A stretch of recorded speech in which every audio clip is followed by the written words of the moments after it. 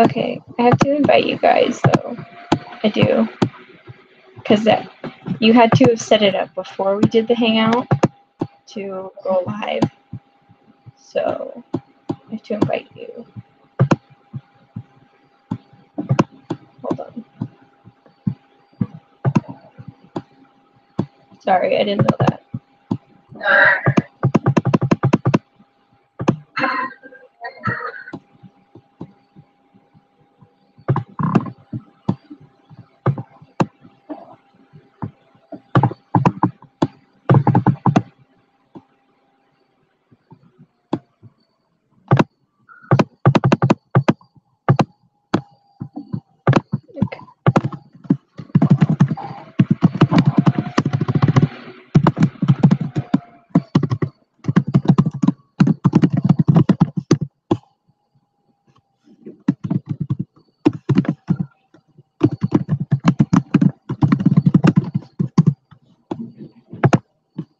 Okay, I sent it. Sorry.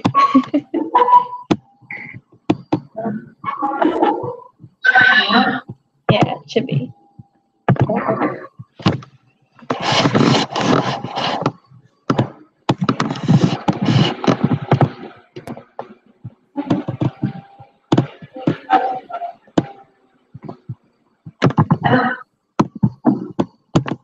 Send it.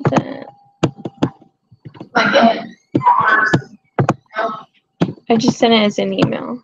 Like here. I can.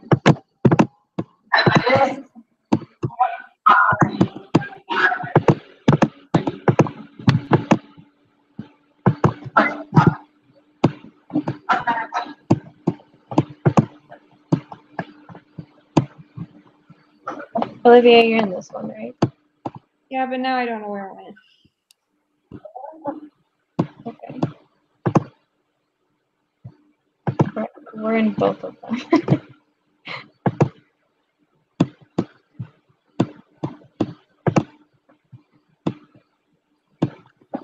Okay, cool. Got it. Okay, I'm gonna end.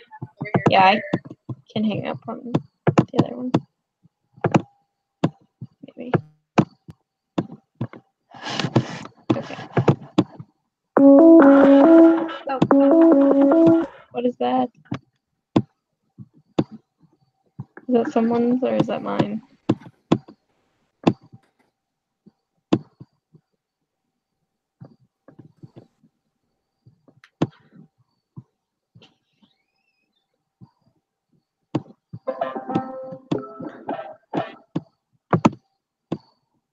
Can you guys see me or no?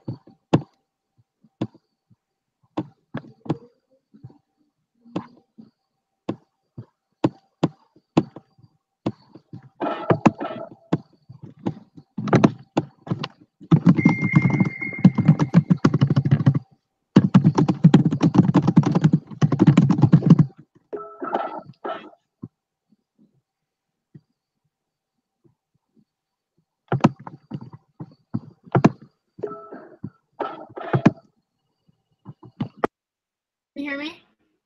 I can't hear you. Oh no. Can you hear me now? I can't hear you. No. I don't know. My volume's on. Can you hear me now? What is going on? This is so annoying. But can you hear me though? Yeah. What?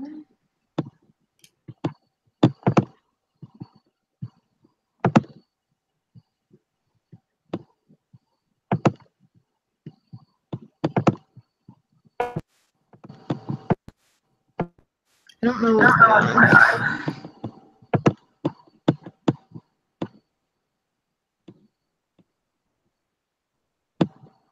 Can you hear me? No. I still can't hear you. Gosh darn it. I don't know what's going on. I got it and everything's right.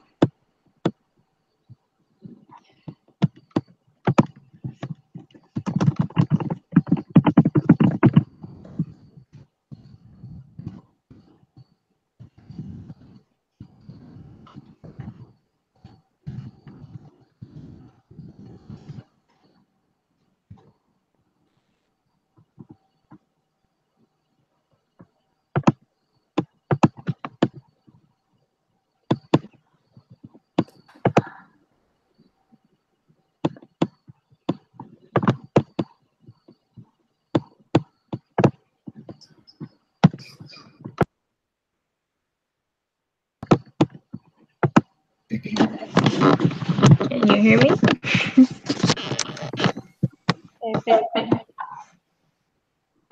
How do I leave? That was different. Wait, do I?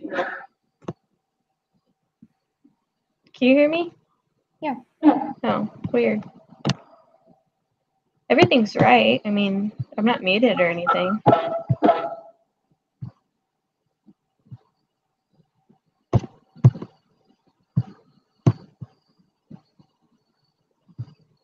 Is she coming back? Yeah, I don't know what's going on. I know, this is frustrating. What was that? It said I'm on 3 different. Weird. This should be good now. We're live and everything. I don't know.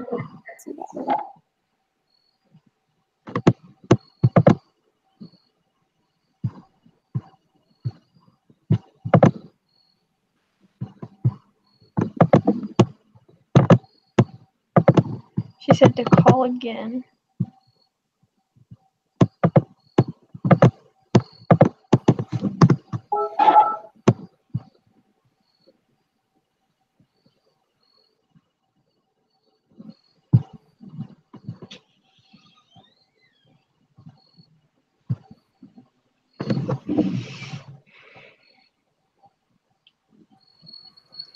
Ah, okay. Yay, I can hear. Cool.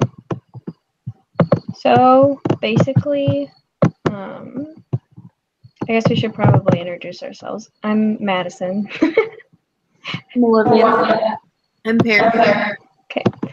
So basically, I think what we should do is just go through what we answered for the survey activity and then kind of talk a little bit about the project and all, and what we decided on that, because I know we had kind of talked about a little bit over email, but probably just finalizing, I guess, what we're going to be doing. Probably a good thing to do. Sounds good. I didn't go on the version or whatever. So I just like the winch on like my hometown community just because I feel like it's smaller and like easier to collect research on rather than because I live in downtown Des Moines right now. So you want me to read like what I put in like boxes, or should I write like read my reflection? You could probably just, what I'm going to do is just read what I put in the boxes. You don't have to, you can kind of just summarize, I guess. Okay. So what sorts of buildings there are and stuff. I just said that it's pretty small and there's like one like part which we call town or like the square, and those are just like all old buildings with like businesses and stuff in them now, like a couple of restaurants and then like stores and stuff like that.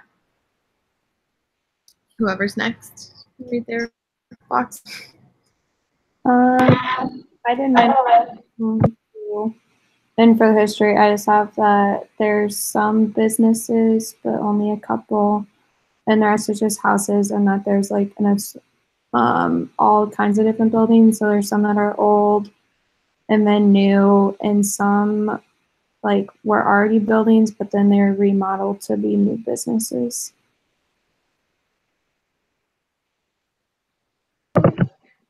Okay, so I live on the south side of Des Moines, and I live in actually one of the only newer like malls of houses. Like the house is brand new, and all the rest of the houses are super old and worn down. And I'm actually living a block away from the house that I grew up in, and that house is old and run down compared to how it was when I first lived in it. And there's like the old Southridge Mall is what we call it, where it used to be this big mall before there was Jordan Creek out in West Des Moines. And it's like completely different from when it was when I was a kid, and they're still trying to like remodel it and everything. But everything on the south side is kind of weird because there's some things that are completely renovated and there's some things that are not renovated whatsoever. And it's kind of just like trying to modernize it because it's a very rundown town. But yeah, there's other old complexes that are trying to be like repurposed. Like there's never really any steady businesses that are in specific buildings, it's always like rotations of things because nothing can ever stay. I don't know. Okay. For the demographics and like what sort of people that live there, honestly, they're all like different ages and stuff. Like, it's more of a community where people go to school and like they grow up and stuff like that, and then after that they kind of move away. But a lot of like there's bars too that are downtown, so a lot of them are like older men that are like 50 and stuff, but then there's always like kids out and just like random people in their 30s, I don't know, just like normal age people. Mine is kind of like Perry's for demographics. It's a very small town. There's like not even 500 people. So there's all sorts of ages. I feel like I normally either see young kids or like older people. And so it's kind of the same where most people go there.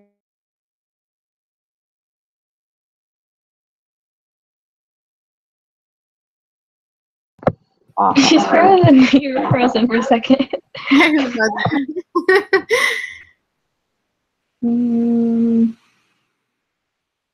know. Okay. You're good now. I can kind of relate to you guys because there's a wide variety of ages in this community. I see a lot of children that are like out riding their bikes and playing in their yards, and then I see like a lot of middle-aged people walking or waiting for the bus stops because it's like a really big mode of transportation here. But there's also like a vast array of ethnicities as well. Like it's quite like diverse. There's Hispanics. I mean, there's African Americans.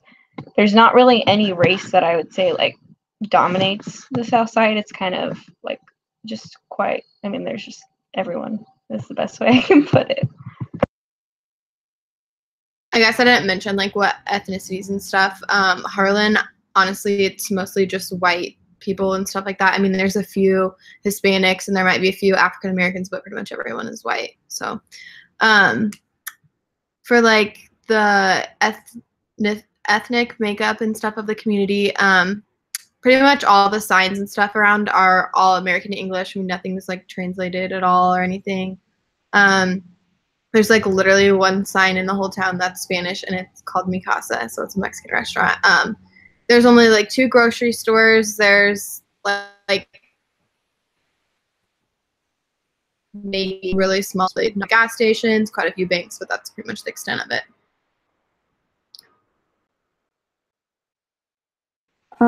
For that, I have the only signs have English on them. There's no Spanish.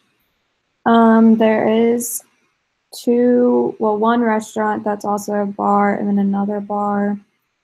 There's a bank. There is a gas station, but you have to like have a membership in order to use it.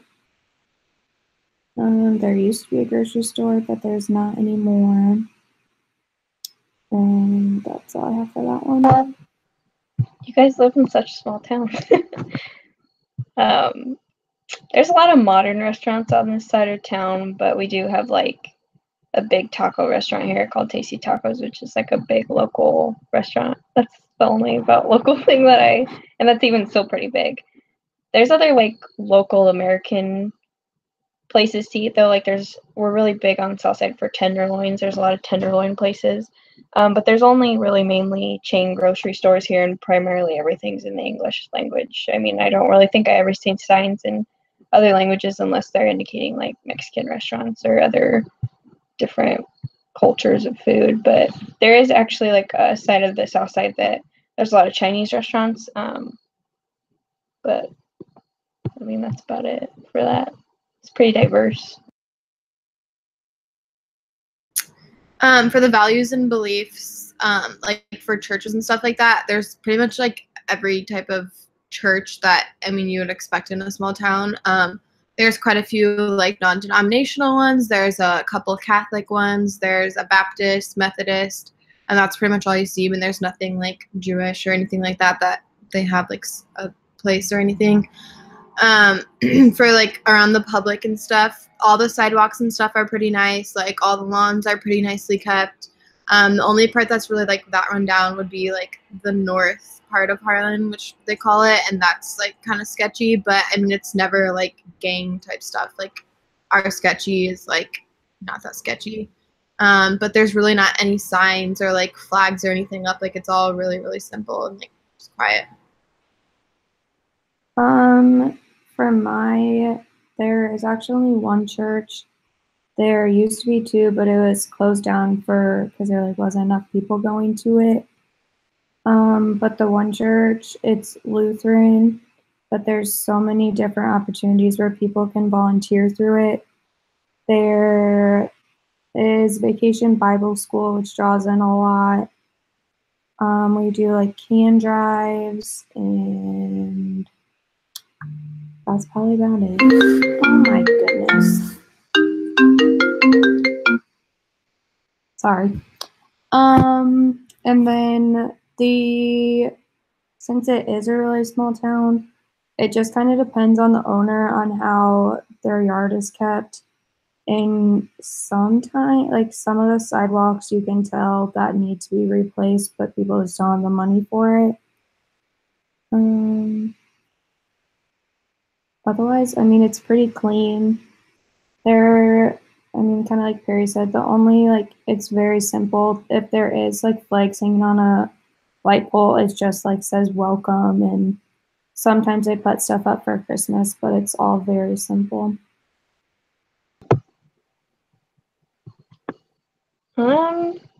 There are a lot of churches around my community. There's like so many that I can't even really keep track. They just vary from like Catholic to Christian, all different forms of Christianity, like non-denominational, all that stuff.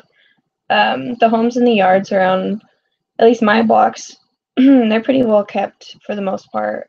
As where like other areas on the south side differ, it can get pretty sketchy, but I don't necessarily think, like you guys said, even though it's a bigger town, I don't really think there's anything gang related.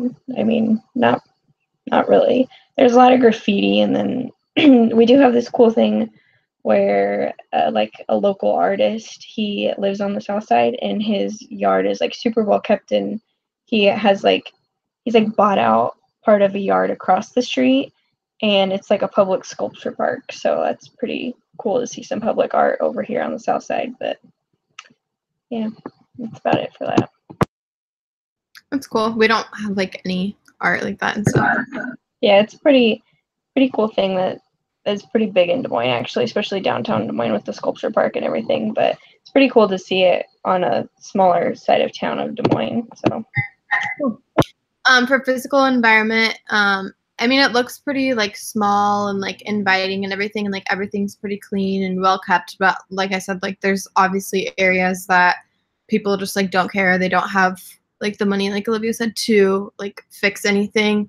But a lot of the houses are like decent sized houses. When you get out more like out of town a little bit, that's kind of where I live. And like there are some like bigger, nicer houses in that area, but those are like more spaced out and stuff. Mine is kind of the same. Like there's a wide variety of houses. So there's some that look very nice, some that don't look very nice. And then there was an addition put on like the south side of town that has like maybe 10 houses in it that are nice just since they're newer. I have also that it's clean again, and that when you drive through it, you can tell that it's like very welcoming. And then normally when you drive down Main Street, there's not a lot of cars. So like most people wouldn't think a lot of people like go downtown, but depending on what day and like what time of the day you hit, can be a lot of cars down there.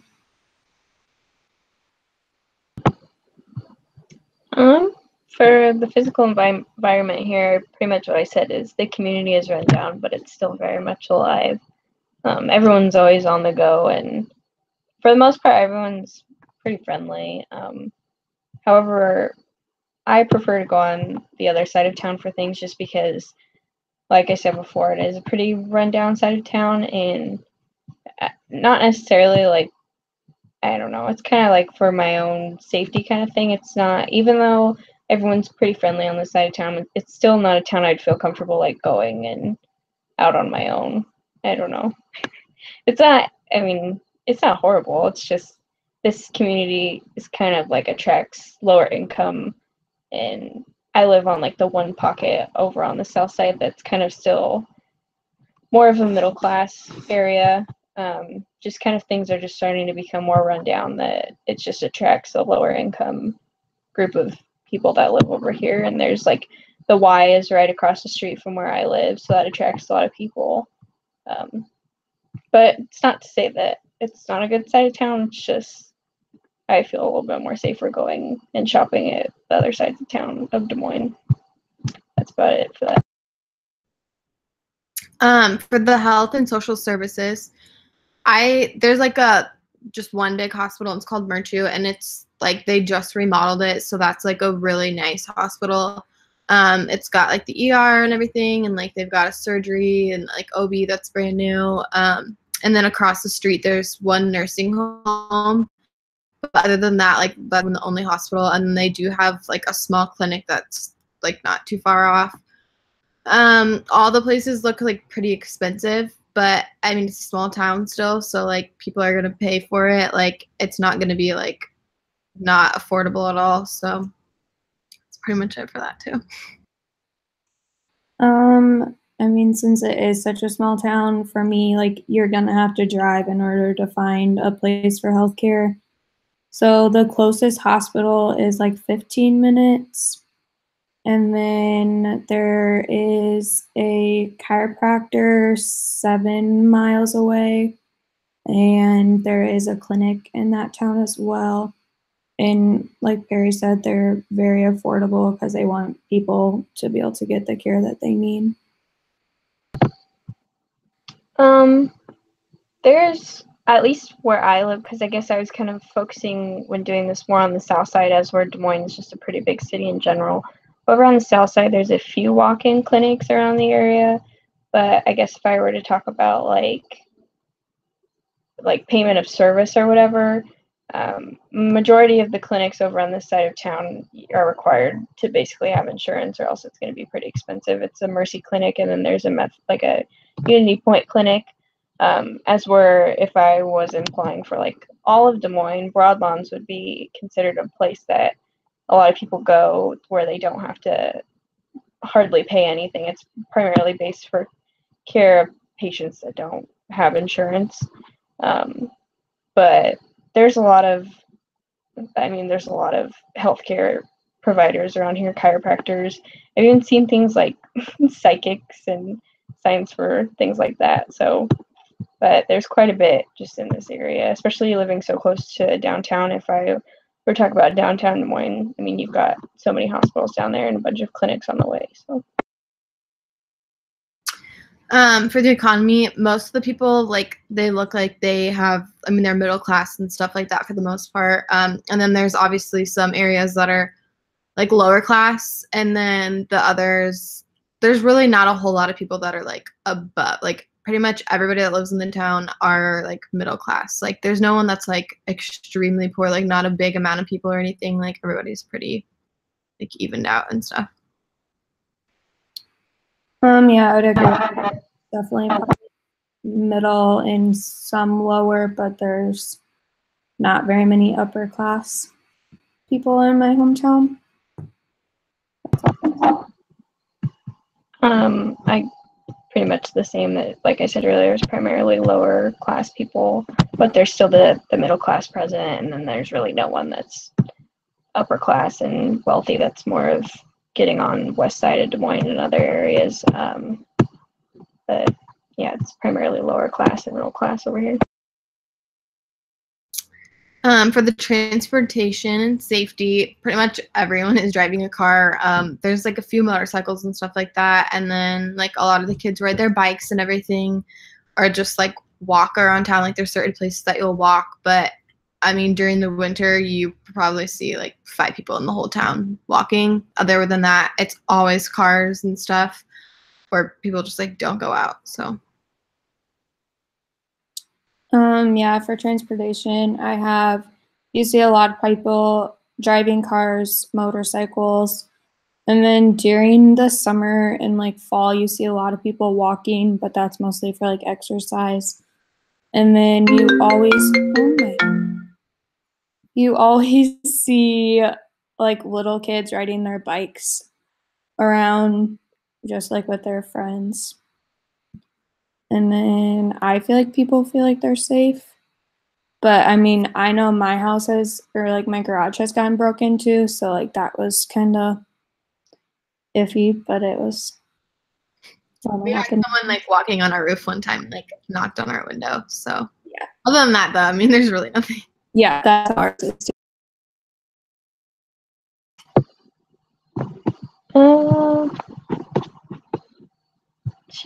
She's frozen. Okay, well, I guess I'll go on with transport and safety. So the DART bus system is heavily, oh, there she is. The DART bus system is really the primary, like, mode of transportation on the south side. There's also a lot of people that ride motorcycles, and there is a lot of cars. But for the most part, you see a lot of especially the lower class people riding the DART bus. There's a local police station a block down from my house. And for the most part, I mean, I feel safe besides every day-to-day worries, societal things that, you get worried about. But I've never felt like so unsafe to the point that I wanted to leave the South Side. I've lived on the South Side my whole life, so clearly it's not something that has scared me away yet, but yeah. There. Honestly, this one's gonna be a short one for politics and government. I mean, during like voting time, there's like little signs up in people's yards and stuff like that. But I mean, you don't really see a whole lot of anything. Like, there was one time, like, it was I can't remember who it was, but there was a lot of like, there's drama sometimes going on with like politics and stuff around our area. But other than that, I mean, it's pretty quiet. Like, there's really nothing. Yeah, there's nothing really for politics in my town either. Like the most you'll see is once like voting time comes around, but there's still not hardly anything. There's mostly just like flyers saying that you can vote there. And then the only type of like government meetings would be like the city council.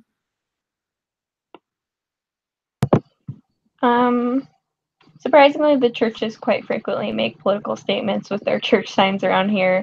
There's one church that's been known, it's been on the news before for its like comments about things like abortion and stuff like that. The people in the community often express their political beliefs by signs in their yards, which I think is kind of common everywhere. But other than that, unless it's like election time, then it's a big thing. But for the most part, it's just really all you see is like signs in people's yards. There we go. For communication and like the common areas and stuff like that, honestly, there's like nothing to do really for like fun for teenagers or anything like that. There's like one coffee shop that people will go hang out and stuff at like during the day, during the summer and stuff like that, or a lot of people hang out at the pool or like the park and stuff like that. They'll go to like the movie theater or like the bowling alley, something that they might go hang out at. But other than that, there's really nothing to hang out at. Like, there's just a lot of like out of town like partying and that kind of thing that goes on more than anything. There's a newspaper stand that has a lot of that stuff going on, or like on the square, there's like always signs and stuff up like to let them know like things that are going on and stuff. But other than that, I mean, it's just a really quiet town. Yeah, mine's very similar, except there's literally nothing to do in my town. Like there's more stuff for like little kids because they can like go to the park, and there's a old tennis court that they like ride their bikes around. And then we don't have like a newsstand, but a lot of the local businesses will post like flyers in like their doorway.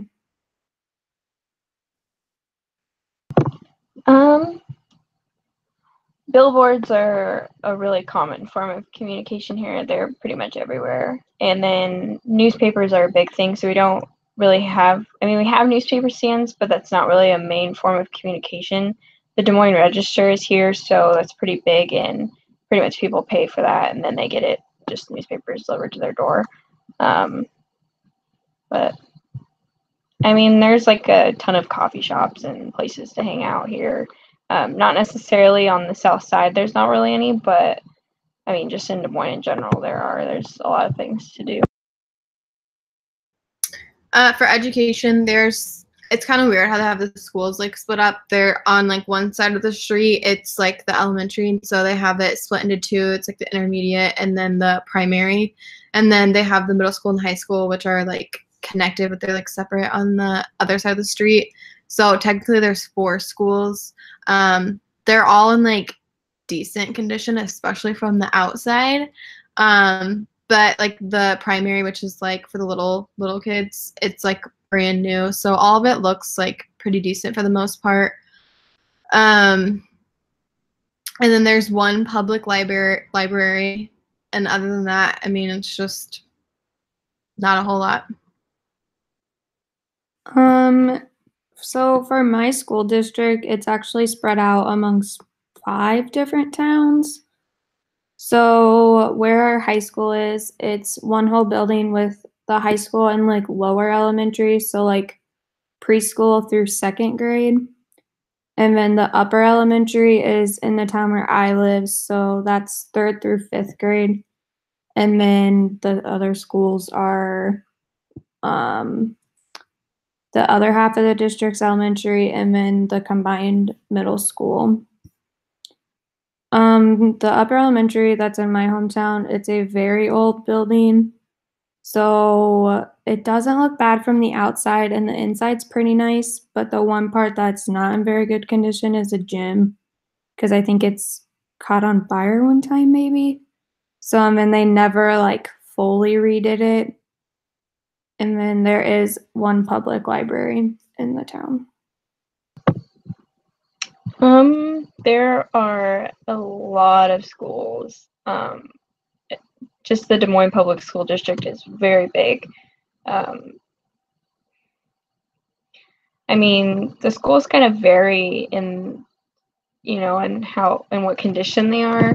A lot of them, like ever since I graduated or at least moved on to high school, have been renovated completely, or they have additions put on them.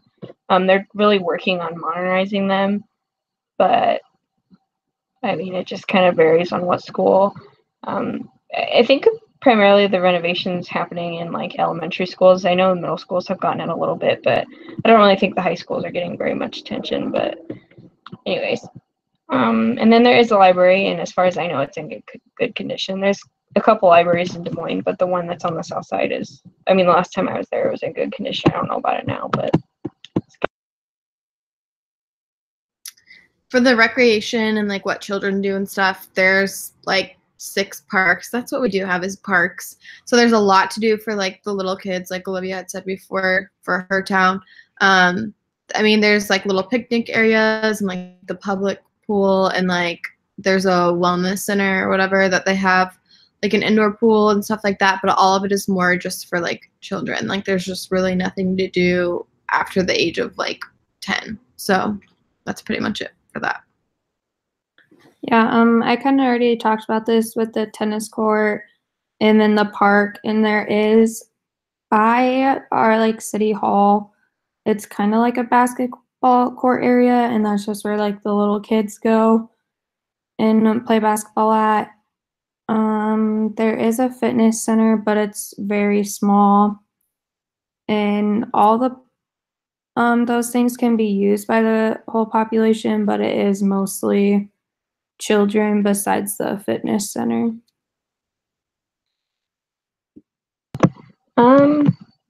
Children play literally anywhere in the south side. Children are always out running about, primarily, I mean, in their yards and in their block, but there's a lot of parks. Like I don't even know how many parks there are. Like I said earlier, we have the Y, which is a big recreation center, and then there's like some like recreational parks. We have like a couple, I don't know, I don't even want to say that they're lakes because they're not even, I don't feel like big enough to be lakes. But I mean, there's like ponds and stuff with trails and everything. So, I mean, there's like Perry said earlier, there is a lot to do for children, but there is, I mean, unlike what she said, there is actually some things for adults to do and use for recreation centers.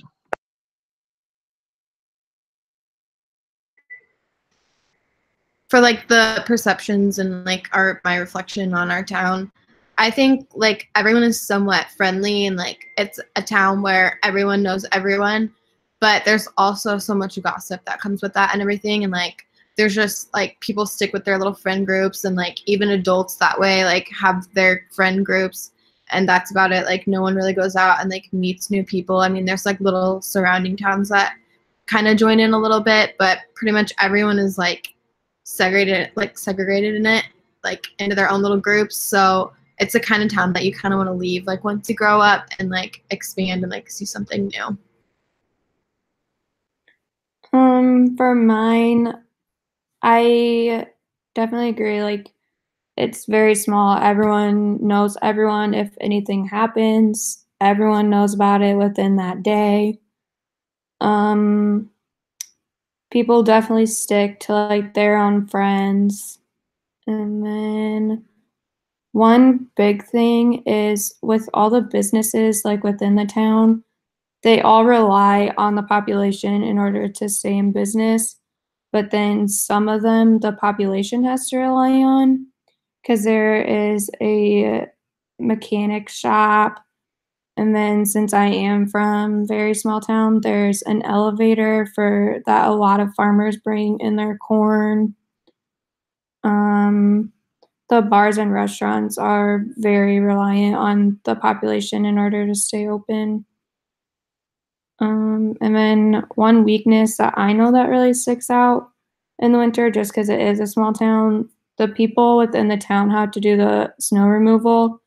So there's normally like 4 people that volunteer, and my dad is one of them. So I know that there can definitely be times where there's a lack of communication with that. So that was one weakness that I noted. Otherwise, I think that's all I have for that part.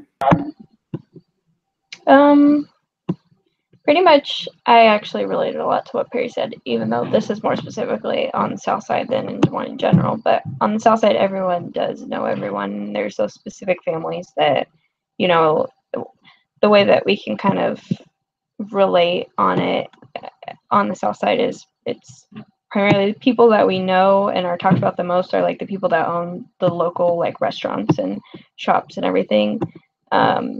And everyone's mostly friendly for, I mean, the most part.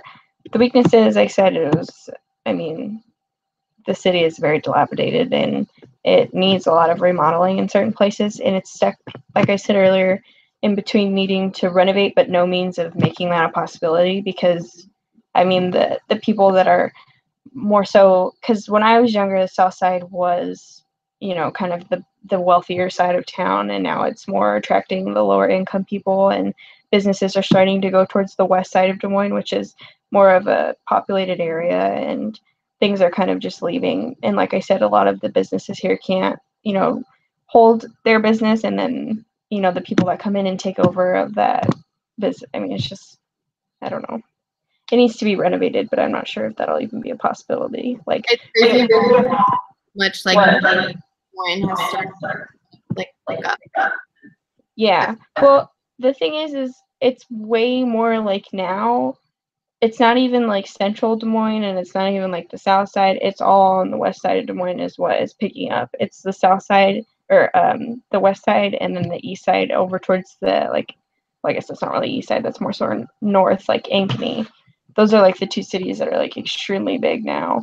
Yeah, and yeah. It's, West Point just has places like University Avenue definitely is just something that like really is like kind of sketch. Like just this whole area kind of, it just really depends on where you're at. Yeah, I used to actually live on the east side for a little bit after my parents got divorced. I grew up on the south side. When they got divorced, my dad moved to the east side, and it's like a world of different. Like I did feel unsafe over there. As we're here, it's like, I mean, I kind of feel unsafe, but like I've lived here my whole life that I know that nothing's ever gonna happen, you know, or nothing horrible. That's like, I mean, there's no like murders, there's no really any robberies that even take place over here. So it's like, it's one thing for trespassing to be like, you know, kind of weary about, but it's another thing as we're on the east side. It's like there's murders, there's robberies, you know, it gets pretty sketchy, but over here it's pretty okay. Yeah, that was like a huge adjustment for me because I live at Oh, she's getting out. She's frozen. No, she's frozen again, and I wanted to hear what she had to say. RV. So I live at College Hill. Perry, don't you live there? You live at College Hill. Yeah, I live at College Hill. Yeah, like I feel safe in the building, but there's been times where I like leave and I definitely don't feel safe. And then with clinicals up, and there's times where I leave and I don't feel safe. So that was a huge adjustment coming from a very small town. It really just depends on like the time of day and everything. Because during the day, like I feel fine and you always have to be aware, but at night and stuff, I'm like, I think I'm just you guys. You guys aren't even from Des Moines. So I know. For me living here my whole life, the worst sides of town have to be primarily in central Des Moines, downtown Des Moines, right where our school is. So where you guys live at College Hill, it's okay. I mean, it's getting more, I don't know, it's kind of right in between both sketchy sides of town. So it's kind of like an okay pocket where school's at, but it's still not the best. I mean, they're really trying to bring in different people, but like every time I get off on AA, I'm like homeless people. They're just chilling there for you. Like, yeah, but like when we were gonna go, I was gonna go to the Riverbend experience, but I didn't end up because something ended up happening. But I mean, like that was not a very good neighborhood either. And like a lot of these opportunities that were like, you know, being given for our leadership hours, they're not in very good neighborhoods. But at the same time, I do understand that those are the neighborhoods that need the most love, you know, that we need to be going and serving. So it makes sense, but it's like, oh, I'm from Des Moines and I know these areas and I don't really like these areas, but you know, I'm just gonna have to get out of my comfort zone. so for our service project, which one did we decide on then? Because I think we're done. I think that going back on the emails, well, this was when Shannon was in here, but I think that we decided that we were going to do, hold on, I have it pulled up.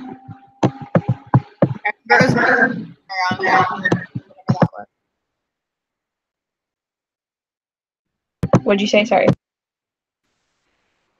I said I think it was number 4, so whatever that was, I can't remember. So it is, hold on. Okay, so it's, gosh darn it. It's the Children and Families Urban Movement. And so basically, I did have the website pulled up. Where's it at? So it's basically a program called the Supper Club, and I'll just read you what the site says. It provides a place of welcome and healthy evening meals 6 days a week for anyone of any age. Supper Club provides a evening meal for 120 to 180 adults and children Monday through Friday, and 60 to 70 adults and children on Saturday. Many of the guests at the meal are among the growing number of the working poor. The meal is provided by local congregations, service clubs, and faithful volunteers. And so it pretty much just says, group arrives with meal 4 p.m. It takes 6 to 10 volunteers to set up, serve, and clean up depending upon the number of items serving. Just tells us how to sign in, tells us when it opens, tells us when the serving begins and when the serving ends. And then just pretty much tells us that we're responsible for cleanup. Cool, so we don't have to bring it. Sorry, repeat that. Anything? You got frozen. Can you say that again? I said we don't have to bring anything, like, do we? And not that. And did we decide on like not this coming Saturday, but the next one? I think. Yeah. So pretty much, if we do it 2 hours, I think that'll like 2 hours every week on Saturday. I think that that's going to give us a few like Saturdays where we wouldn't have to meet, that kind of like a little bit of wiggle room, because I think it would just need to be, what do we need, 15 hours? Is that what it is? Yeah. With doing it for that like particular thing is, since it is only 2 hours, that it'll take us longer in order to get the 15 hours. The thing is have you like found any other possible opportunities that could be like longer Saturdays or Sundays, or like, because I'd be totally up to looking at like actual like over just like maybe like let's say like 2 weekends going and doing all day things. I'd be up for that too. Yeah, So. I agree. I think the Habitat for Humanity, you can either volunteer for 4 or 8 hours. Because I know a girl that's in my program that volunteered there last semester. So flexible. There's definitely during the week that I can't, but like for weekends, like this weekend obviously is different, but like after that, pretty much whenever. I feel like that would be something more to look into too, because I think we have all kind of established that weekends are going to be our best bet here. If you don't, which I don't really want to, when I kind of saw it was like 2 hours one night a week, I was like, it's kind of long and drawn out. I'd rather just get it done so we have more time to work on our project. But if we want to look more into it, Olivia, is that something you want to look more into and kind of seeing what kind of hours would be possible? Yeah, try and find some. I know I had looked before and I couldn't find the shifts, but I can ask my friend that did it last semester where like they found the different shifts at. Yeah, that would be good, because I know that's obviously something, I'm sure that's something that's on the list that we can do. So if you wanted to just kind of look more into that, I'd be totally, and that's kind of something I was kind of looking at, like that would be interesting, and I was down for doing that. So Yeah. Perry, if you think that's something that you'd be cool for. Like, I'm kind of open for whatever. I've done a lot of like volunteer work and stuff like that. So I mean, whatever you guys want to do is fine with me. All right, because I think the only thing with like commitment to like 2 hours for one Saturday for so long is like I'm always gonna have things that come up too, like like I want to be flexible where we won't be screwed if one of us misses a Saturday. You know what I mean? I'd rather have some wiggle room where we can kind of get it all done as needed, for a longer period of time. Like there's a lot where I do work weekends every once in a while, so that's why like if I'm only giving up a couple weekends, like that's going to be easier for me to like dedicate like a couple weekends all day rather than like every Saturday for a while. Like that's not going to work. So no, I relate to that too, because I'm on a rotation for so many Saturdays that I'd have to work, and then I have another job too, or sometimes if I need the money I pick up weekends, so that would be good, just to, and weekends sometimes are the only times that we can study, and so And even for like 4 hours, that would only be 4 weekends out of the semester. Yeah, I'm not. They don't have to be. Can they just be like, if we end up something like that, do like 2 weekends and then like wait a week and then do 2 more? I would assume that would be fine. I don't see why that wouldn't be fine. I think spread out the semester. Okay, so let's just plan on, because I don't really think there's anything right away that we have to do. Let's just plan on let's just set a goal for like this next week to try and get exactly figured out what we're going to do and what the times and everything, and kind of map out like if there's any specific things. I know it's kind of far ahead in advance, but if there's any specific things like Saturdays you're going out of town, or you have an exam or something, kind of let's just like let each other know, so that way we don't do that weekend or whatever. And then I feel like we can just kind of go from there, Do we all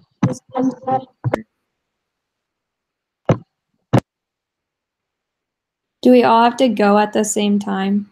Yeah, I think that when I watched that video, he had said that he prefers that we all go at the same time. I think he said primarily one for safety. Even though they're not unsafe neighborhoods, he still wants to make sure that we all go. And he said it's a good group experience and you get more out of it, going all together. So. And I think I would just be more, you're just more comfortable going all together too. But yeah, if we just want to like look over it and come up with ideas and like before, not this coming weekend, but the next one, that way we can plan next weekend to like have our first day where we go and volunteer and stuff. Okay. Yeah, I think that I feel like a week from today, like Thursday, I feel like that would be like a good thing to like have a plan, like have everything done. Like we can, I think if you guys want, I know Perry, I have your number. If we get Olivia, if we get your number, I don't know if Perry already has it, we can just do a group chat because I feel like that's so much easier than just continuing to email because emails take forever. And quite honestly, I don't check my email that often. I never. I can get it. So, I mean, I feel like it's good. We have a good idea and we all kind of are just like with whatever. So whatever works best with our schedules. And I won't be able to do it until the weekend after the 13th. So like the 20th, I think. Okay. So that should be fine if we end up, you know, doing 8 or 4 hour increments with Habitat for Humanity. We should have plenty of time because we have until what, December? Yeah. Okay. All right. Well, I think we're good then. I don't really know if there's really anything else that we needed to touch on. I think it's kind of just discussing. So everyone's good. Do you want to send your phone number in the email, Olivia, and then we can? Yeah, I will. Okay. All right. Well, it was nice initially meeting everyone. You can. All right. Bye. Bye.